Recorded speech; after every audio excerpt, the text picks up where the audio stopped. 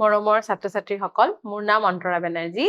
আজি আমি এটা নতুন অধ্যায় অংকনৰ বিষয়ে আলোচনা কৰিম আৰু কেনেকে ৰেখাখণ্ড বিভাজন কৰিব লাগে কম্পাছৰ সহায়ত, কেনেকে এটা ত্ৰিভুজৰ সদৃশ হোৱাকৈ আন এটা ত্ৰিভুজ অংকন কৰিব পাৰি, সেইবোৰ আমি আলোচনা কৰিম। সো আহা, প্ৰথম আমাৰ কি আছে, ৰেখাখণ্ডৰ বিভাজন। ধৰি লওক ABC এটা নিৰ্দিষ্ট ৰেখাখণ্ড, তেন্তে AB ৰেখাখণ্ডৰ বিভাজন, মই যে কৈছো যে ৰেখাখণ্ডৰ বিভাজন, সো AB ৰেখাখণ্ডৰ বিভাজন, এই কথাটোৰ অৰ্থটো কি? অৰ্থটো হ'ল ABৰ ওপৰত এটা বিন্দু C বিচাৰি উলিওৱা। যদি AC আৰু BCৰ অনুপাত m:n হয়, তেন্তে আমি ক'ব পাৰি যে C বিন্দুটোৱে AB ৰেখাখণ্ডক m:1 অনুপাতত বিভক্ত কৰে। তাৰমানে কি, এডাল ৰেখাখণ্ড যদি আমি লওঁ,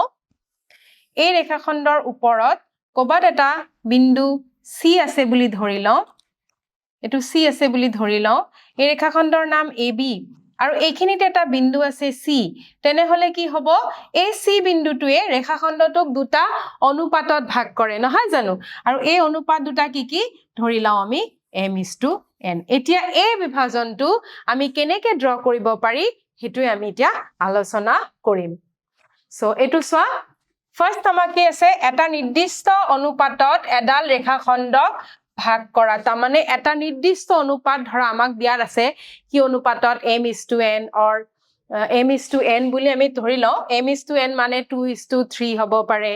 দেন এনেকে 5:7 হ'ব পাৰে। যিয়ে দিয়া নাথাকক কিয়, আমি কেনেকে অংকন কৰিম সেইটোৱে এতিয়া আমি তোমালোকৰ লগত আলোচনা কৰিম। সো ডায়াগ্ৰামটো আমাৰ হৈ যোৱাৰ পিছত এনেকুৱা হ'ব বাৰু, কিন্তু কেনেকে ড্ৰ কৰিম সেইটো আমি চাই লওঁ। আমি ইয়াতে অনুপাতটো ধৰিম 3:2, ঠিক আছে? সো তাৰ কাৰণে আমি কি কৰিম, আমি প্ৰথমতে এডাল ৰেখা ড্ৰ কৰিম। যিহেতু আমাক ইয়াতে কোৱা নাই ৰেখাডালৰ দৈৰ্ঘ্য কিমান, সো আমি নিজৰ ইচ্ছামতে লৈ ল'ব পাৰিম। এইটো আমি নাম দিলো, এইটো আমি নাম দিম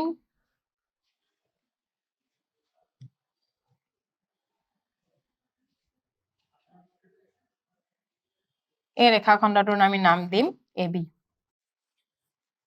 ঠিক আছে? ইয়াৰ পিছত আমি কি কৰিম, ষ্টেপ বাই ষ্টেপ মই কৈ আছো চোৱা দেই। প্ৰথম আমি ৰেখাখণ্ডডাল ড্ৰ কৰিম AB, তাৰ পিছত আমি কি কৰিম, তাৰ পিছত আমি এই বিন্দুৰ পৰা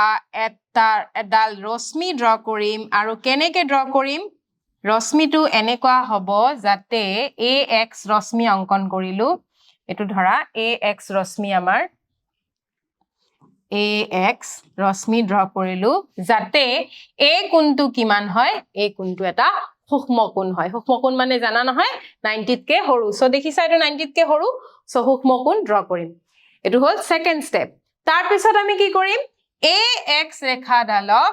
5টা সমান ভাগত ভাগ কৰিম। কিয় 5টা? কাৰণ আমাৰ অনুপাতটো দিয়া আছিলে 3:2। আমাক ৰেখাডালক, এইটো ৰেখাখণ্ডক আমাক কি অনুপাতত ভগাব লাগিব, 3:2 অনুপাতত বিভাজন কৰিব লাগে। সো 3:2 মানে 3 + 2 কৰিলে কিমান পাম, 5 পাম। সেইটো কাৰণে আমি কি কৰিম, এইটো AX, এইটো ৰেখাখন, এইটো ৰশ্মিক আমি 5টা সমান ভাগে ভাগ কৰিম। সো ধৰি লোৱা এইটো এটা ভাগ, 2টা, 3টা, 4টা, 5টা, ঠিক আছে? 5টা সমান ভাগত ভাগ কৰি নাম কেইটা কি দিম, যেহেতু এইটো A, so A1, A2, A3,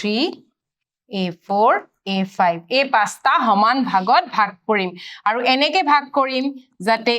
A1 equals to A1 A2 equals to A2 A3 equals to A3 A4 equals to A4 A5 হয়। মানে এই গোটেইকেইটা যাতে সমান ভাগে বিভক্ত হয়, ঠিক আছে? এইটো আমাৰ থাৰ্ড ষ্টেপ গ'ল। তাৰ পিছত আমি কি কৰিম, তাৰ পিছত আমি A5 আৰু B সংযোগ কৰিম, এই দুটা সংযোগ কৰিম, ঠিক আছে? এইখিনিলৈকে ইজি নহয় জানো? এইখিনি সংযোগ কৰাৰ পিছত আমি A3 পইণ্টৰ পৰা এইটো পইণ্টৰ পৰা A5Bৰ সমান্তৰালকৈ আৰু এডাল ৰেখা অংকন কৰিম। কিন্তু সমান্তৰাল বুলি ক'লে অকল স্কেলেৰে টানি দিলে নহব। সমান্তৰাল হলে কি হয়, দুটা ৰেখা এনেকে আছে, আৰু এনেকে এটা তিৰ্যক গ'ল এই কোণটো আৰু এই কোণটো যদি সমান হয় এই দুটা কোণ কি হয় অনুৰূপ কোণ আৰু অনুৰূপ কোণ সমান হলে এই বাহু দুটা কি হ'ব এই দুটা সমান্তৰাল হ'ব সো হেতু কাৰণে আমাৰ কি কৰিব ক'ব পাৰিম আমি এতিয়া এই কোণৰ সমানকৈ ইয়াতে আৰু এটা কোণ তাৰ মানে এই ইয়াতে এটা কোণ এইটো কোণ এটা আছে দেখা পাইছা নহয় এই কোণটোৰ সমান হোৱাকৈ A3 বিন্দুত আৰু এটা কোণ ড্ৰ কৰিব লাগিব সো সেই কোণটো আমি কেনেকৈ ড্ৰ কৰিম হেতু চাও আহা সো আমি তাৰ কাৰণে প্ৰথমতে এটা কম্পাস লৈ লওঁ এতিয়া আমি কি কৰিম কম্পাসটো লৈ যাম A5 এটো বিন্দুত ঠিক আছে সোৱা তাৰ পিছত যি কোনো ব্যাসাৰ্ধ লবা যি কোনো সো আমি বহুত ডাঙৰ নলও এখিনি লৈছো ঠিক আছে A5 ত আছে যি কোনো ব্যাসাৰ্ধ লৈ আমি কি কৰিম যি কোনো ব্যাসাৰ্ধ লৈ আমি চাপ এটা ড্ৰ কৰিম এনেকে হল তাৰ পিছত হেতু কম্পাস এই যে ইয়াতে যে কলো যি কোনো ব্যাসাৰ্ধ হে যি কোনো ব্যাসাৰ্ধটো আকৌ চেঞ্জ নহয় দে এবাৰ প্ৰথমতে যি কোনো লবা তাৰ পিছত কি কৰিম তাৰ পিছত হেতু উঠাই আনি A3 ত বহাম A3 ত বহাম বহালো বহাই আকৌ A3 তো আমি কি কৰিম এনেকুৱা আৰু এটা চাপ ড্ৰ কৰিম সেম ব্যাসাৰ্ধ কিন্তু ইয়াতে যি ব্যাসাৰ্ধ আছে ইয়াতে সেম ব্যাসাৰ্ধ আছে ঠিক আছে এখিনি আমাৰ হৈ গল এইখিনিৰ পিছত এতিয়া আমাৰ কি হ'ব এতিয়া আমি এই গ্যাপটো লম সোৱা যেতিয়া এই চাপটো ড্ৰ কৰিলো আমি এই চাপটোৱে AX ৰশ্মি আৰু A5B দুটা পয়েন্টত কাটিছে এটা এটো পয়েন্ট দেখিছা এই পয়েন্ট দুটাৰ দূৰত্ব কিমান হয় হেতু আমি চাই লম এতিয়া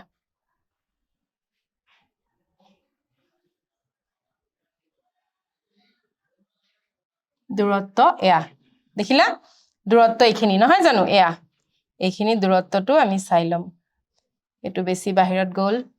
ওচৰ লোৱা এয়া হল এই গ্যাপ এইটো ডিসটেন্স কিমান হয় হেখিনি লোৱাৰ পিছত আমি কি কৰিম কম্পাসটো উঠাই আনি এইটো পয়েন্টত বহাম ঠিক আছে দেখিলা এইটো পয়েন্টত বহাইছো যোনটো আগৰ যোনটো আমি চাপ দিছিলো হে চাপটোৱে AX ৰশ্মিটোক যোনটো পয়েন্টত কাটিছিলে এই পয়েন্টটো ইয়াতে বহাম আমি এইখিনতে ঠিক আছে সো আমি এটো এইখিনিতে বহালো হল বহাই কি কৰিম আগৰ চাপটোক আমি কি কৰিম আগৰ চাপটোক এতিয়া আমি কাটিম বহাই এইখিনি বহালো বহাই আগৰ চাপটোক এতিয়া আমি এইটো পয়েন্টত কাটি দিম সোৱা এয়া হল এয়া কাটিলো হৈ গল এয়া কাটিলো হৈ গল এতিয়া আমি কি কৰিম A3 আৰু এইটো পয়েন্ট সংযোগ কৰি ইয়ালৈকে টানি দিম A3 আৰু এইটো পয়েন্ট সংযোগ কৰি ইয়ালৈকে টানি দিম দেখিলা হৈ গল সমান্তৰাল দুটা আৰু এই যে নতুন ৰশ্মি এটো পালো পয়েন্টটো পালো এটো নাম দিলো ধৰা C এটো নাম দি দিও C হৈ গল সো এনেকে আমি কি কৰিলো এইটো ৰেখাখণ্ডক AB ৰেখাখণ্ডক C বিন্দুৱে এতিয়া কি কৰিলে 3:2 অনুপাতত বিভক্ত কৰিলে বুজি পালা সো ফাৰ্স্ট আমি কি কৰিলো ফাৰ্স্ট আমি AB ৰেখাখণ্ড ড্ৰ কৰিলো তাৰ পিছত A বিন্দুৰ পৰা AX ৰশ্মি ড্ৰ কৰা হল AX ৰশ্মিৰ ওপৰত পাঁচটা সমান বিন্দু লোৱা হৈছে পাঁচটা কিয় কাৰণ আমাৰ অনুপাতটো আছিলে 3:2 হেতু কাৰণে পাঁচটা সমান ভাগ লোৱা হৈছে পাঁচটা সমান ভাগ লৈ A5 ৰ লগত B সংযোগ কৰিম ঠিক আছে তাৰ পিছত A কোণৰ সমান হোৱাকৈ আৰু এটা কোণ A3 পয়েন্টত সংযোগ কৰিম কিয় A3 পয়েন্টত অঙ্কন কৰিম কাৰণ আমাৰ অনুপাতটোত আছিলে 3:2 এটো কাৰণে A3 পয়েন্টৰ পৰা আৰু এটা কোণ লম আৰু সমান্তৰাল হোৱাকৈ ৰেখাডাল ড্ৰ কৰিলো আৰু কেনেকৈ সমান্তৰালকৈ ৰেখাডাল ড্ৰ কৰিলো হেতু তোমালোকে চালাই হয়নে সো ইয়াৰ অঙ্কনৰ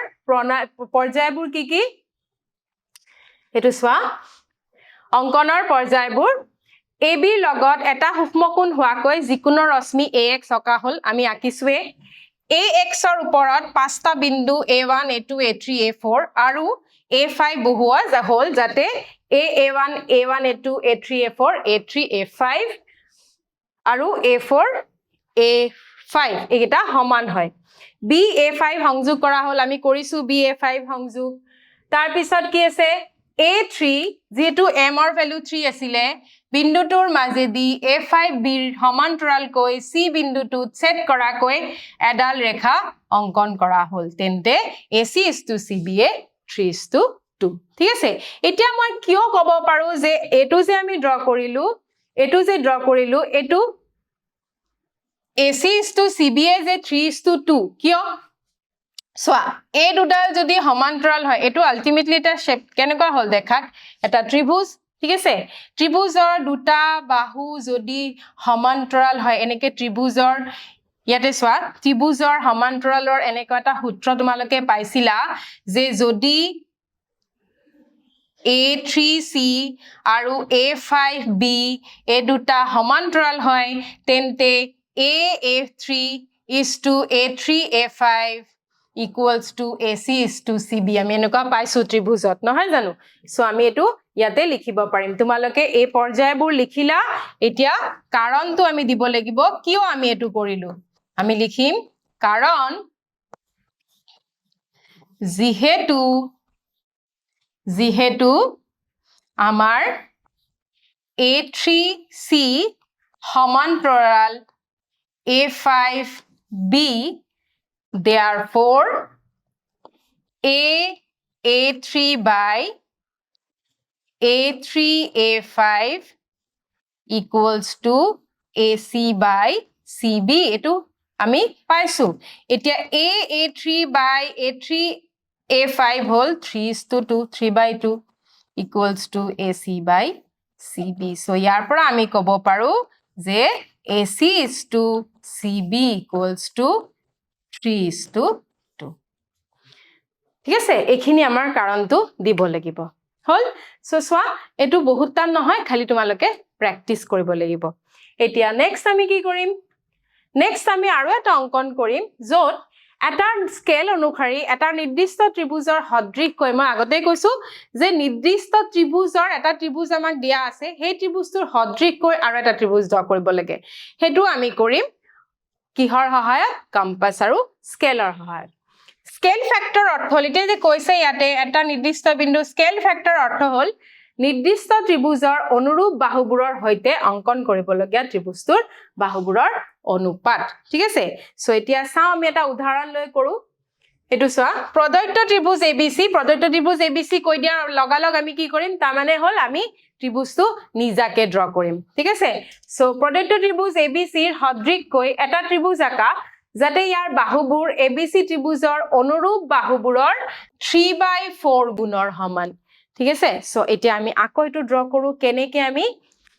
3/4 এটা ত্ৰিভুজ ড্ৰ কৰিম প্ৰদত্ত ত্ৰিভুজ বুলি কোৱা লগালগ আমাৰ এটা ত্ৰিভুজ কি হ'ব আমি নিজৰ ইচ্ছা মতে ড্ৰ কৰিব পাৰিম সো আমি প্ৰথমতে এটা ত্ৰিভুজ ড্ৰ কৰি লম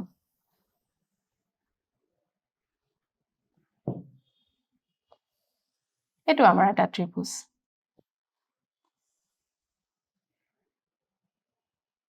ঠিক আছে সো আমি ত্ৰিভুজৰ নাম দি দিলু ABC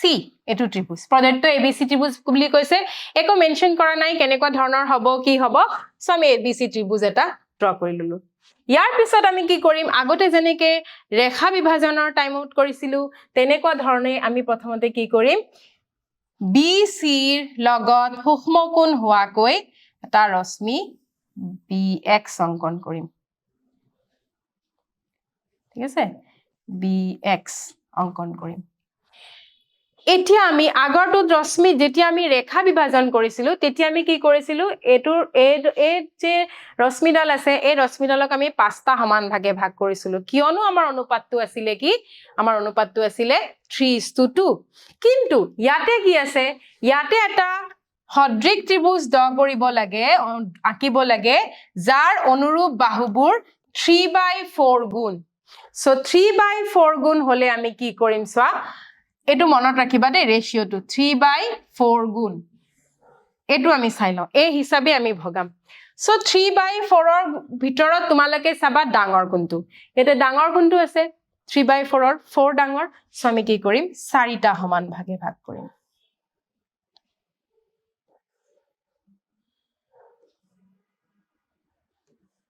হল 4টা সমান ভাগে ভাগ কৰাৰ পিছত নাম কিটা কি দিম এটো বি হোৱা কাৰণে কি দিম b1 b2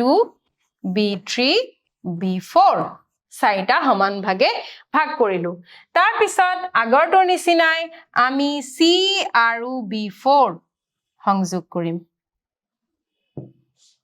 ঠিক আছে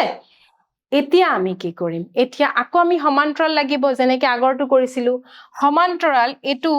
b4c ৰ সমান্তৰাল কৈ আৰু এটা ৰেখা আমি ড্ৰ কৰিম কিন্তু কোনটো বিন্দুৰ পৰা কৰিম yes b3 ৰ পৰা কিয় কাৰণ আমাৰ ইয়াতে আছে কি 3/4 so 3/4 এটো ভগ্নাংশৰ হৰু কি 3 so এতিয়া আমি b3 ৰ পৰা আৰু এটা ৰেখা ড্ৰ কৰিম যোনটো ৰেখা b4 সিৰ সমান্তৰাল হয় আৰু তোমালোকক অলৰেডি দেখালোৱে যে আমি সমান্তৰালকে কেনেকৈ ড্ৰ কৰিম এটো আমি এতিয়া আকৌ কৰিম সো এতিয়া চাও এতিয়া আমি কম্পাস লৈ ললো কম্পাসটো লৈ এতিয়া আমি কোড বহাম প্ৰথমতে yes b4 ত বহাম b4 ত বহাই আমি আগতেও কৈছো যি কোনো বেখাৰধৰ যি কোনো হৰু ডাঙৰ তোমালোকৰ কথা যি কোনো বেখাৰধৰ লৈ আমি প্ৰথমতে ৰস এনেকুৱা এটা চাপ ড্ৰ কৰিম হল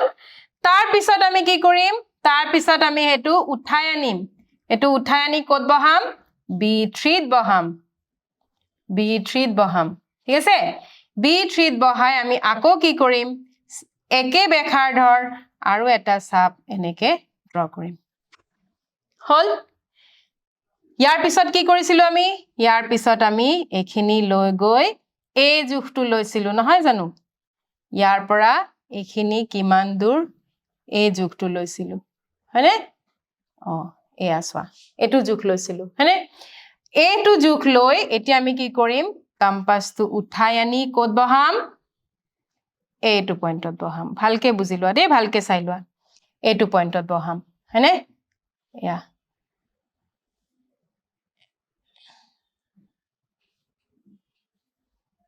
এইটো পইণ্টত বহাম ঠিক আছে জুখটো চাই লওঁ আকৌ এবাৰ এই চোৱা এইটো জুখ লৈ আমি আকৌ উঠাই আনি এইটোত বহাম ঠিক আছে এইটোত বহাম বহাই এনেকে এটা চাপ ড্ৰ কৰিম এনেকে আৰু এটা চাপ ড্ৰ কৰিম হল এতিয়া চাও এতিয়া আমি কি কৰিম b3 ৰ লগত এই পইণ্টটো সংযোগ কৰি সিধা এনেকে টানি দিম ঠিক আছে সো আমি এতিয়া কি কৰিম আমি এতিয়া b3 আৰু এটো পইণ্ট এনেকে সিধাকে টানি দিম ৰবা b3 আৰু সিধাকে এনেকে টানি দিম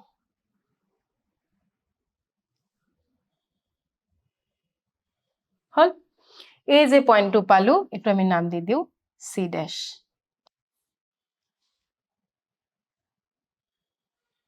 এই পইণ্টৰ নাম দি দিও c ড্যাশ ঠিক আছে এতিয়া সেম প্ৰসেসত আমি কি কৰিম আকৌ কম্পাসটো উঠাই আনি কোড বহাম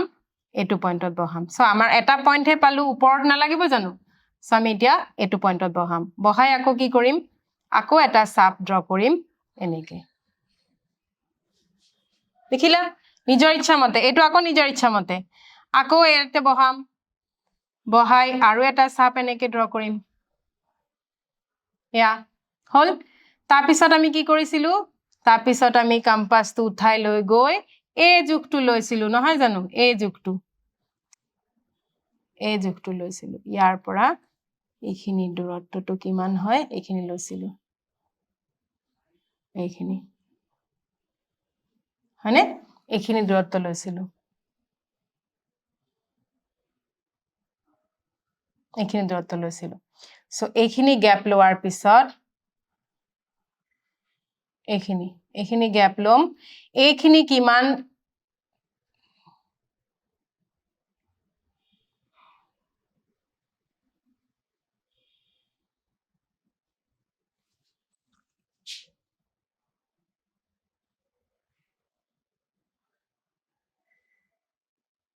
এয়া হল এইখিনি তাৰ পিছত আমি উঠাই আনিম আনি ইয়াতে বহাই কি কৰিম বহাই এনেকে কাটি দিম এয়া চোৱা কাটিলো হল এতিয়া আমি নেক্সট কি কৰিম নেক্সট আমি এই পইণ্টটো আৰু এইটো পইণ্ট সংযোগ কৰি দিম সি ড্যাশৰ লগত এইটো সংযোগ কৰি এনেকে টান দিম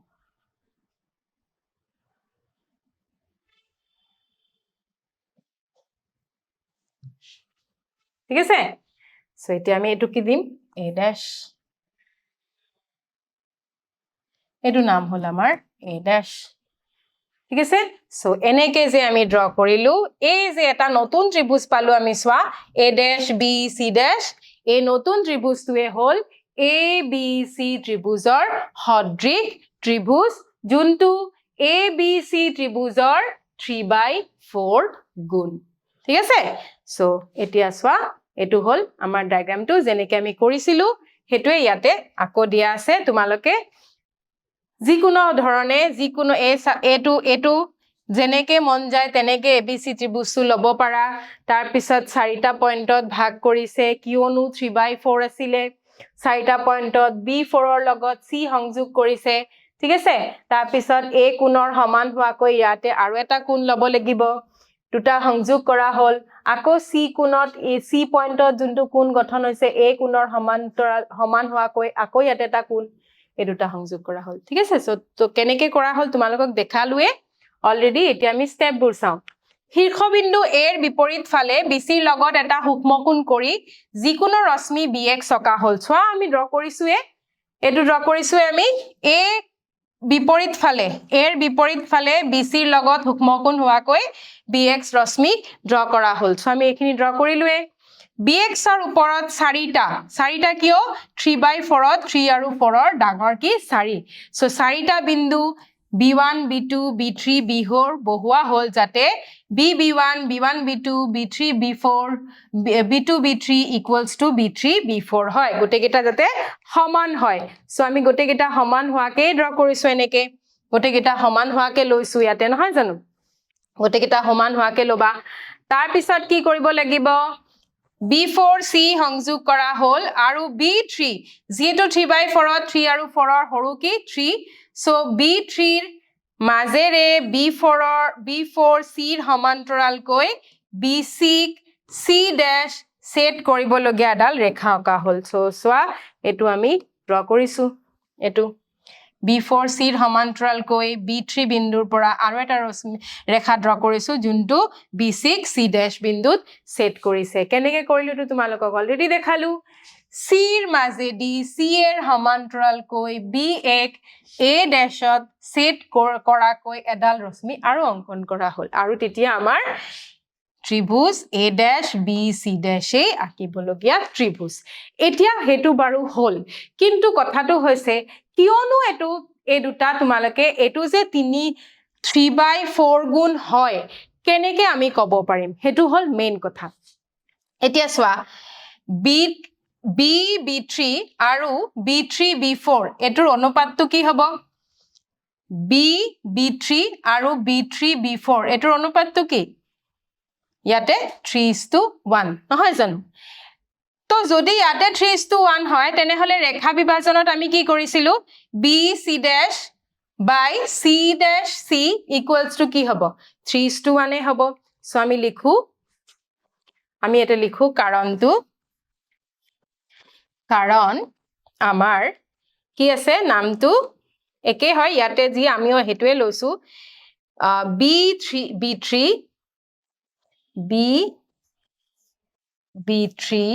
by b3 b4 equals to bc dash by c dash c BC dash by C dash C equals to 3:1 এটো আমি পালুৱে নহয় জানো আগৰ যেতিয়া ৰেখাৰ বিভাজন কৰিছিল তেতিয়া এটো আমি গম পালুৱে কেনেকে পাও এতিয়া আমি কি কৰিম এতিয়া আমি লম BC by BC dash কিয় BC লৈছো কাৰণ আমি এটো ত্ৰিভুজ লাগিব ন ABC ত্ৰিভুজৰ লগত সদৃশ হোৱাকৈ A dash BC dash লৈছো সো এটো কাৰণে আমি কি কৰিম এতিয়া BC by BC dash equals to আমি কি লিখিব পাৰো equals to BC মানে কিমান BC মানে হল BC dash plus C dash C by BC dash মানে এটো কি হ'ব সোয়া BC dash by BC dash plus C dash C by BC dash হৈছে এটো C dash C by BC dash এটো জাস্ট ঘুৰাই দিলে হ'ব নহয় জানো ইয়াতে আছে BC dash by C dash C ইয়াতে আছে C dash C by BC dash so এখিনি কি হল এখিনি হল আমাৰ 1 প্লাস এটো কি হ'ব এটো হৈ যাব 1/3 সো এটো সলভ কৰিলে আমি কিমান পাম 4/3 ঠিক আছে তাৰ মানে আমাৰ কি উলালে BC by BC dash বা আমি এটো যদি ঘুৰাই লিখো আমি লিখিব পাৰিম BC dash by BC equals to 3/4 এটো আমি পালো ঠিক আছে আকৌ সোয়া এই দুটা ত্ৰিভুজ সদৃশ ঠিক আছে তাৰে BC dash by BC যদি 3:4 হয় এই দুটা সমান্তৰাল তাৰ মানে BA by A dash A কিমান হ'ব 3:4 হ'ব সো আমি কি লিখিব পাৰো আমি ইয়াৰ লগত লিখিব পাৰো আৰু কি হয় আৰু আমাৰ এটো পয়েন্ট হল এটো হল A dash C dash সমান্তৰাল AC আৰু A dash C dash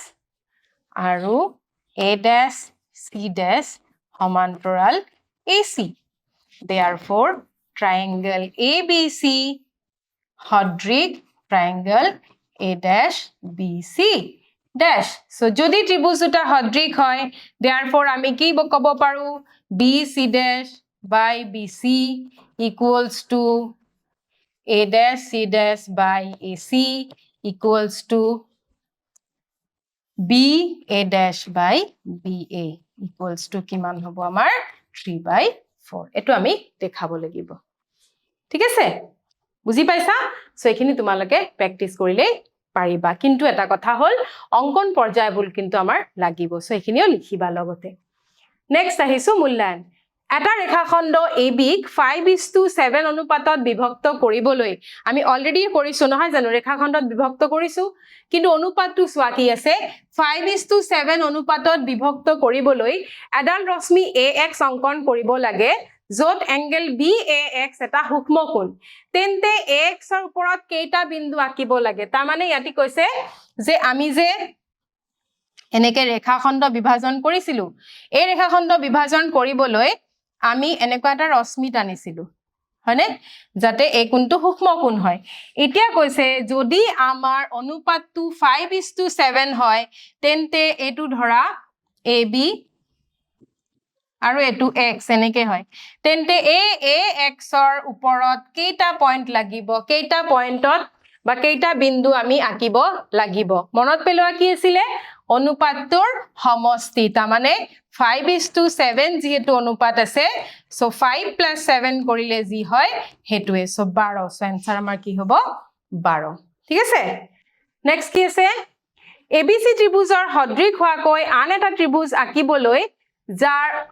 অনুৰূপ বাহুবোৰ প্ৰদত্ত ত্ৰিভুজত 3/7 গুণ আমি BC ৰ লগত সূক্ষ্মকোণ হোৱাকৈ BX ৰেখা আঁকিব লাগে BX ৰ ওপৰত কেইটা বিন্দু আঁকিব লাগিব তাৰ মানে এটো একে আমি এটা ত্ৰিভুজ প্ৰদত্ত ত্ৰিভুজৰ সদৃশ হোৱাকৈ যদি এটা ত্ৰিভুজ ড্ৰ কৰিব লাগে আমি কি কৰিছিলো আমি এই ত্ৰিভুজৰ সদৃশ হ'বলৈ হলে ধৰা এনেকুৱা এটা ৰশ্মি টানিছিলো নহয় জানো আৰু এটা ৰেখা টানিছিলো। সো এতিয়া এটো আমাৰ যদি ABC হয় এইটো x হয় তেনেহলে ইয়াতে কৈছে bx ৰ ওপৰত কেইটা বিন্দু প্ৰথমতে চোৱা কিমান গুণ আছে 3/7 তেনেহলে bx ৰ ওপৰত কেইটা বিন্দু লাগিব আমাৰ 7টা ঠিক আছে সো এইবোৰ হল সাধাৰণ স্টেপবোৰ যোনবোৰ তোমালোকে মনত ৰাখিবা আঁকিবলে ইজি হয় বহুত টান নহয় তোমালোকে খালি প্ৰেক্টিস কৰিব লাগিব হেখিনি আৰু যোগবোৰ লওঁতে অকনমান সাৱধান হবা কাৰণ প্ৰথমটোত যদি আমি বেখাৰ্ধ কি কৰিছো প্ৰথম আমি লওঁতে বেখাৰ্ধ নিজৰ ইচ্ছামতে লৈছো তাৰ পিছত উঠাই লৈ যেতিয়া বেলেগ পইণ্টত বহাইছো তেতিয়া কিন্তু লৰচৰ কৰিলে বেলেগ হৈ যাব পাৰে মানে নিমিলিবও পাৰে হেতু কাৰণে